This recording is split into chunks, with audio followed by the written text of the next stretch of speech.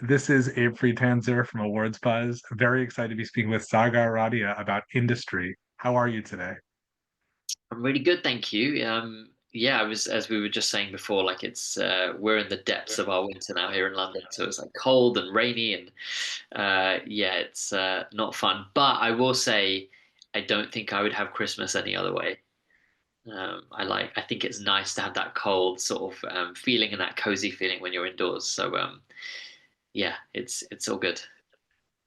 Let's talk about something sunny and only positive, like Rishi, who has this Yeah, wonderful life that where nothing bad ever happens to him. take it away. Let's go. I mean, it seems like this was a particularly miserable season for someone who hasn't really had a huge spotlight in the first two seasons, and the more we see of him, the worse it seems like his life is. I think that's a fair description. I think actually, you know what it is that in the first two seasons, all that stuff could be going on. They just never put the camera on it. Do you know what I mean? So there could be an argument that he was still living some semblance of that existence and life in the bank and off the floor and misbehaving and taking big risks and all of those things. But now what we've now done is zoomed right in on it and seen what that looks like over a 48-hour period. So yeah, you're right. I think he's definitely someone who's had a rough time. That White Mischief episode, I mean, it feels like again you've been an ensemble player for the whole time, and there it's like you are the lead of that episode. Like that is all about you. Is there an unusual pressure to that?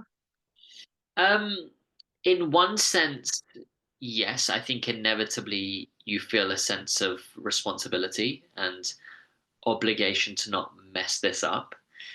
Because the show's done so well, we've got some amazingly talented actors on it, and you're like, okay, I'm being passed the ball. I need to make sure that I don't fumble this.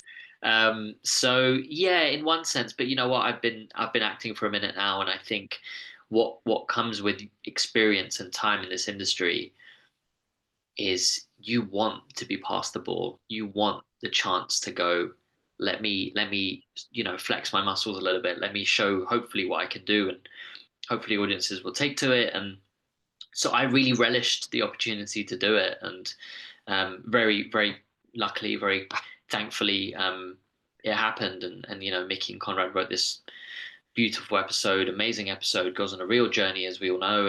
And yeah, I think every day I was doing the work and going over the lines and doing some backstory. Just in my apartment in Cardiff where we shoot it, you just head down in that script as much as you can. I think I was really just looking forward to getting on set and playing and figuring out what this looked like. Because and something I said before is I'm still discovering Rishi at the same pace everybody else is discovering Rishi, because what you guys know in season one and two is what I know in season one and two. So now to suddenly be given this like 50, 60 pages, no, it was more even, I think it was about 70 pages, and you're going, oh, okay, this is the first time I'm learning all of this stuff about Rishi, which is insane. So it's a wonderful opportunity to just kind of pull the layers back and figure out who he is when he's not just a trader on the floor. I do think it's interesting because we don't know any of these people, whether their work life is the same as their personal life, unless, like a bunch of them, they're all sleeping with each other and doing other things where, things are more complicated than that. And so I like what you're saying that you didn't know any more about him and that we'd like to think that maybe he's just being mean at work, but at home he's all lovely and everything's great. But that doesn't seem to be the case. But I also he's sick and he has this addiction he can't turn off.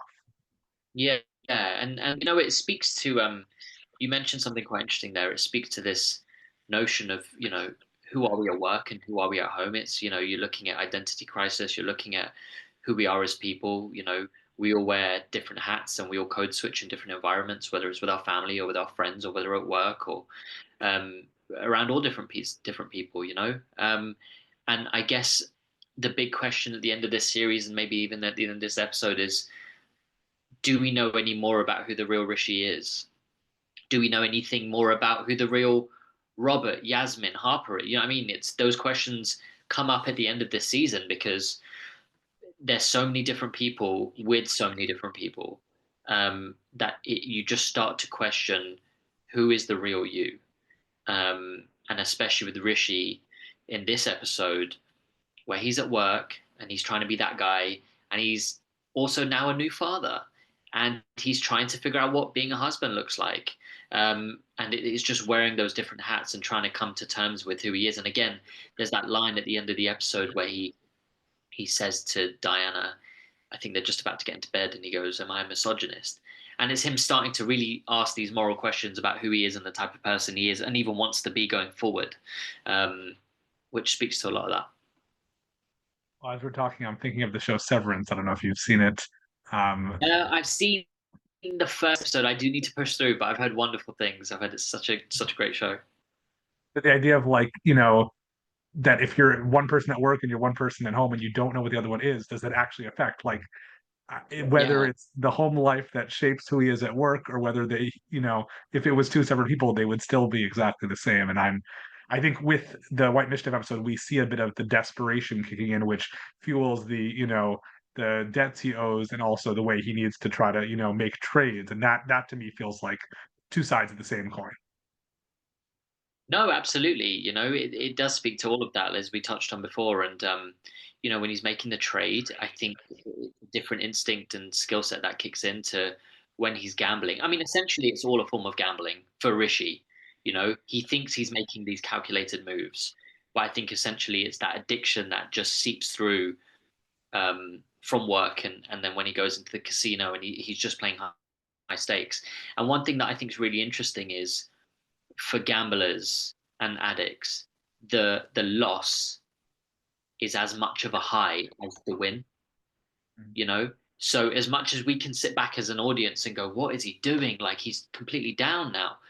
I think he really thrives off of that. The loss is such a like adrenaline rush as much as when he's like, you see all those chips and he goes to the counter and gets his cash out and you think, okay, he's fine. But they're one and the same.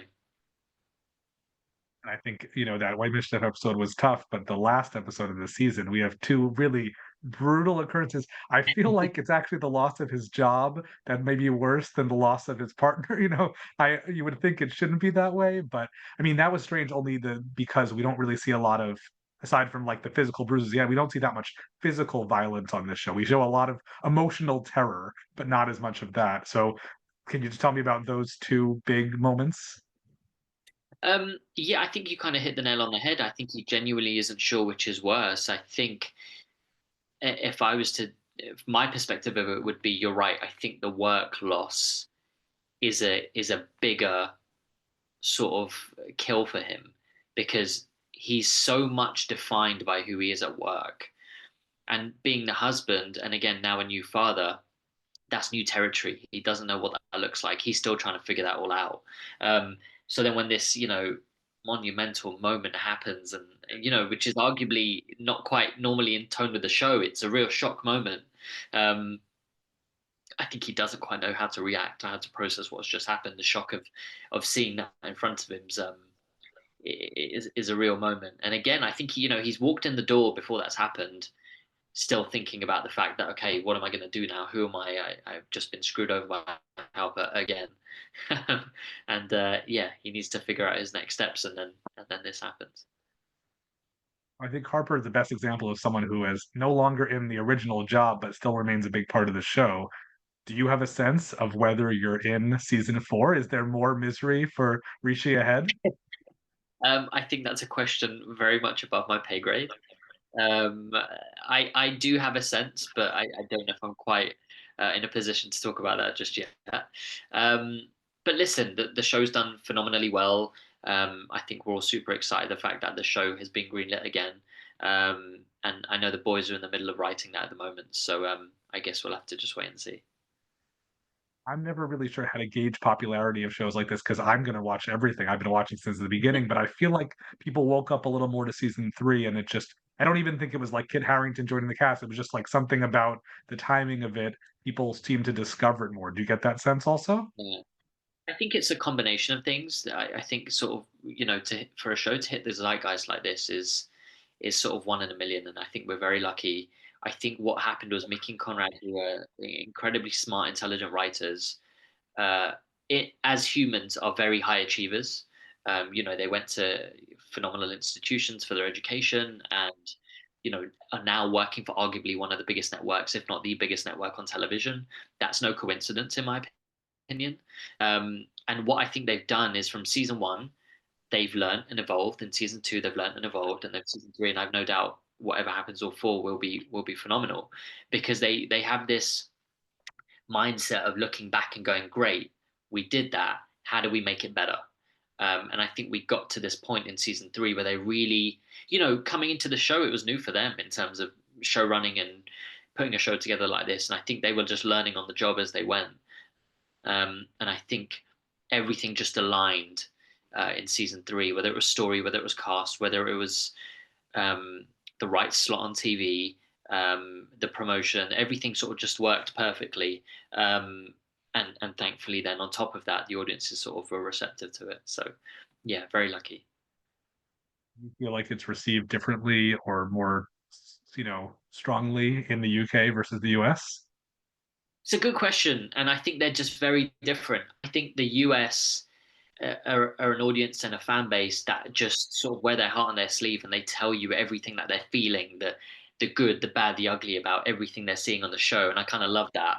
I spent a bit of time in Los Angeles when episode four was out, and it was such a lovely moment to see people's reaction to the show. So up until that point, and then episode four, I think in the UK they're a little bit more reserved with their opinions on it. But that being said, there's still so much more love than I would probably compare to season one and two. It's definitely received well on both sides. But that being said, I'm getting really wonderful messages from all over the world. I've had people from India, I've had people from Scandinavia, I've had people from like Australia. Like it's been kind of crazy. And I to a point where I don't think anyone was quite prepared for it to kind of hit the heights that it did this year. But again, it's all been positive and beneficial to the show for sure. Well, while you wait to be able to share news of your fate, do you have other projects you're working on at the moment that you can talk about? Yeah, so I was shooting a show at the start of this year called The Island, which is this sort of family detective drama for the BBC. I think that'll be out at the start of next year. And then I did a quick cameo appearance for Riz Ahmed's new show for Amazon. Um, so yeah, I think that won't be out till probably the middle of next year. So yeah, it's been busy, and we've been doing a lot of promotion for the show on top of that. So it's been a bit of a crazy one going into the end of the year. Well, this is awards buzz, so I always like to ask the people who I'm talking to, what are you watching? I know you haven't caught up on Severance, but that's not even eligible this season anyway, but what are you watching? What's really impressed you lately? A show or a performance? So I am reinvested in The Day of the Jackal. Eddie Redmayne, Lashana Lynch. I just love the storytelling with that. I think the aesthetics of what they've shot is gorgeous. I think the performances are wonderful. So I'm really, really liking that at the moment. And what happened was they've released 5 episodes for the UK, and then the second half of the five they're releasing week to week. So we're like just waiting for the next ones to come out.